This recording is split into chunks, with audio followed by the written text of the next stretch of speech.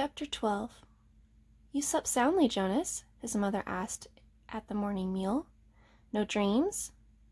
Jonas simply smiled and nodded, not ready to lie, not willing to tell the truth. I slept very soundly, he said.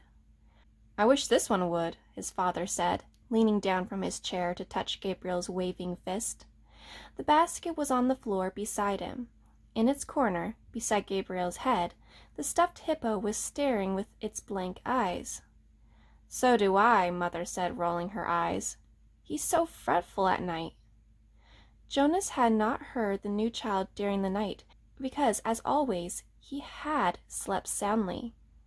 But it was not true that he had no dreams. Again and again, as he slept, he had slid down that snow-covered hill.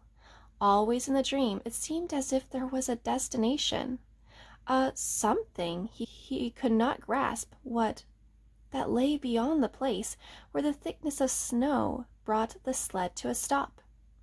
He was left, upon awakening, with the feeling that he wanted, even somehow needed, to reach the something that waited in the distance. The feeling that it was good, that it was welcoming, that it was significant. But he did not know how to get there. He tried to shed the leftover dream, gathering his schoolwork and preparing for the day. School seemed a little different today.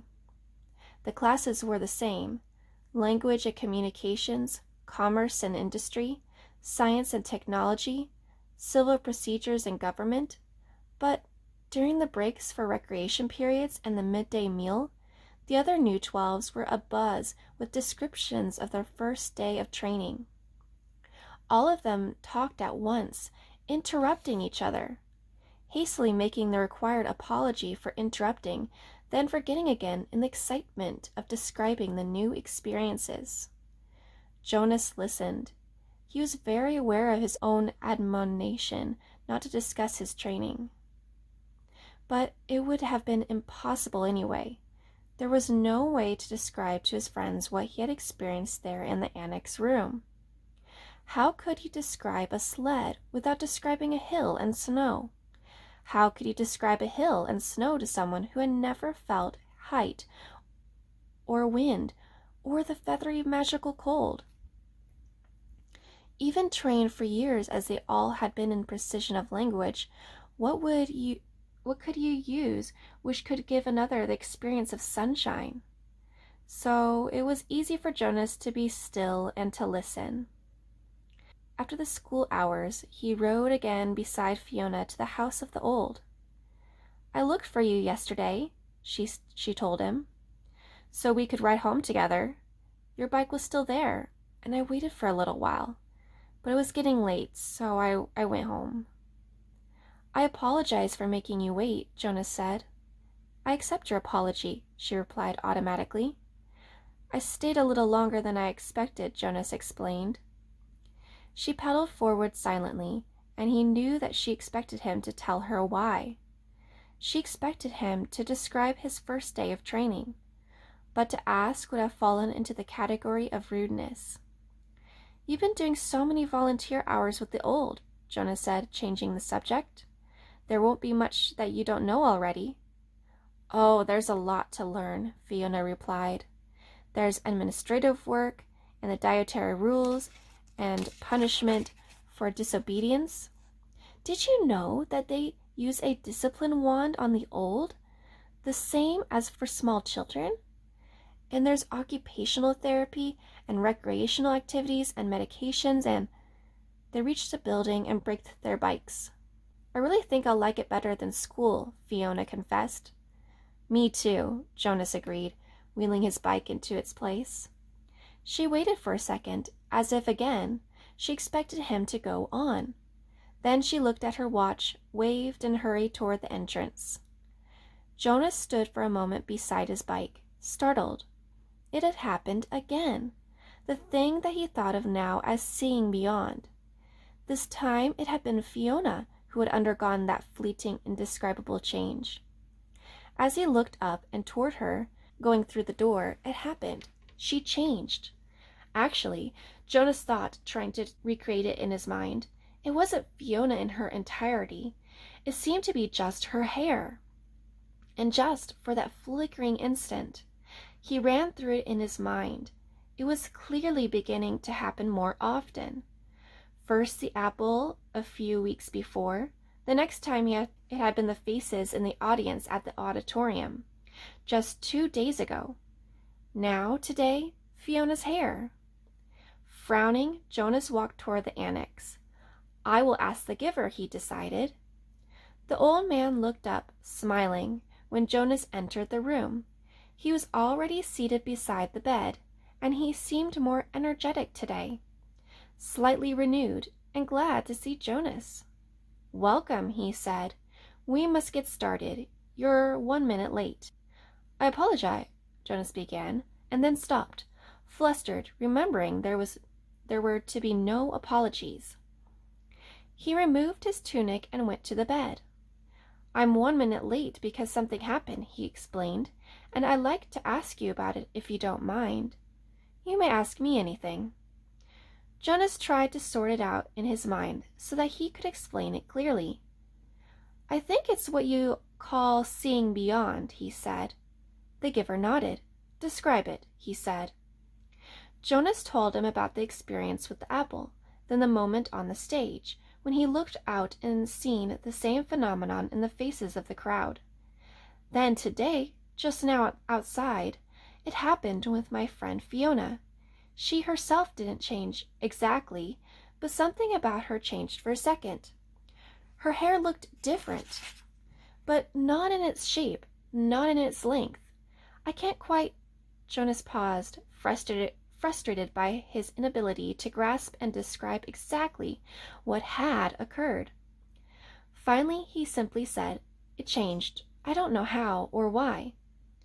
That's why I was 1 minute late, he concluded, and looked questionably at the giver. To his surprise, the old man asked him a question which seemed unrelated to seeing beyond. When I gave you the memory yesterday, the first one, the ride on the sled, did you look around? Jonas nodded. Yes, he said, but the snow, in the air made it hard to see anything. Did you look at the sled? Jonas thought back. No, I only felt it under me. I dreamed of it last night too, but I don't remember seeing the sled in my dream either, just feeling it. The giver seemed to be thinking. When I was observing you before the selection, I perceived that you probably had the capacity, and what you describe confirms it. It happened somewhat differently to me, the giver told him. When I was just your age, about to become the new receiver, I began to experience it, though it took a different form. With me, it was... well, I won't describe that now. You wouldn't understand it yet. But I think I can guess how it happened with you. Let me just make a little test to confirm my guess. Lie down. Jonas lay on the bed again with his hands at his sides. He felt comfortable here now. He closed his eyes and waited for the familiar feeling of the giver's hands on his back. But it didn't come. Instead, the giver instructed him, call back the memory of the ride on the sled, just the beginning of it, where you're at the top of the hill, before the slide starts. And this time, look down at the sled. Jonas was puzzled. He opened his eyes. Excuse me? He asked politely. But don't you have to give me the memory? It's your memory now. It's not mine to experience any longer. I gave it away. But how can I call it back? You can remember last year, or the year that you were a 7 or a 5, can't you? Of course. It's much the same. Everyone in the community has one generation's memories like those, but now you'll be able to go back farther. Try. Just concentrate. Jonas closed his eyes. He took a deep breath and sought the sled and the hill and the snow in his consciousness. There they were, with no effort. He was again sitting in that whirling world of snowflakes atop the hill. Jonas grinned with delight and blew his own steamy breath into view. Then, as he had been instructed, he looked down. He saw his own hands, furred again with snow, holding the rope. He saw his legs and moved them aside for a glimpse of the sled beneath. Dumbfounded, he stared at it. This time it was not a fleeting impression. This time the sled had, and continued to have, as if he blinked and stared at it again, the same mysterious quality that the apple had so briefly, and Fiona's hair. The sled did not change. It simply was, whatever the thing was. Jonas opened his eyes and was still on the bed. The giver was watching him curiously. "Yes," Jonas said slowly, "I saw it. In the sled. Let me try one more thing. Look over there to the bookcase. Do you see the very top row of books? The ones behind the table on the top shelf?" Jonas sought them with his eyes. He stared at them, and they changed. But the change was fleeting. It slipped away the next instant. "It happened," Jonas said.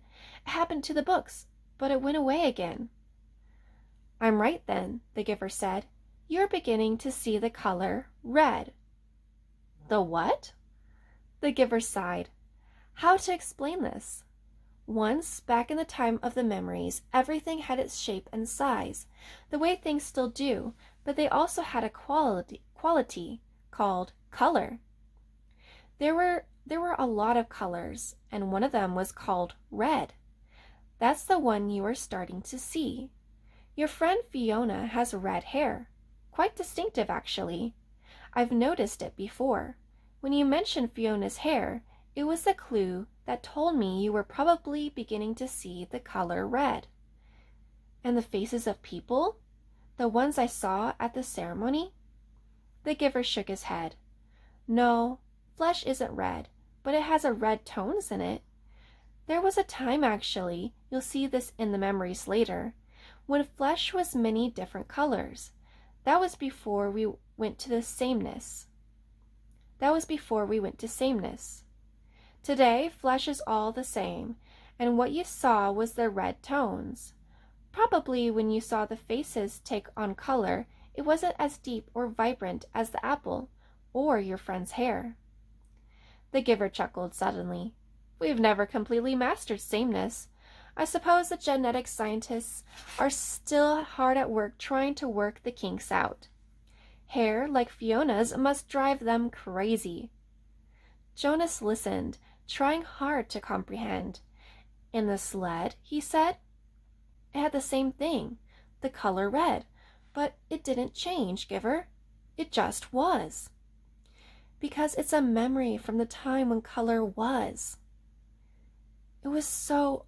Oh, I wish language were more precise. The red was so beautiful. The giver nodded. It is. Do you see it all the time? I see all of them, all the colors. Will I? Of course, when you receive the memories. You have the capacity to see beyond. You'll gain wisdom then, along with colors, and lots more. Jonas wasn't interested just then in wisdom. It was the colors that fascinated him. Why can't everyone see them? Why did colors disappear? The giver shrugged. Our people made the choice to go to sameness. Before my time, before the previous time, back and back and back.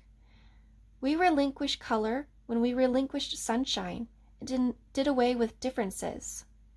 He thought for a moment. We gained control of many things, but we had to let go of others. We shouldn't have, Jonas said fiercely. The giver looked startled at the certainty of Jonas's reaction. Then he smiled wryly. You come very quickly to that conclusion, he said. It took me many years. Maybe your wisdom will come much more quickly than mine. He glanced at the wall clock. Lie back down now. We have so much to do. Giver? Jonas asked as he arranged himself again on the bed. How did it happen to you when you were becoming the receiver? You said that the seeing beyond happened to you, but not the same way. The hands came to his back. Another day, the giver said gently. I'll tell you another day. Now we must work, and I've thought of a way to help you with the concept of color. Close your eyes and be still now. I'm going to give you a memory of a rainbow.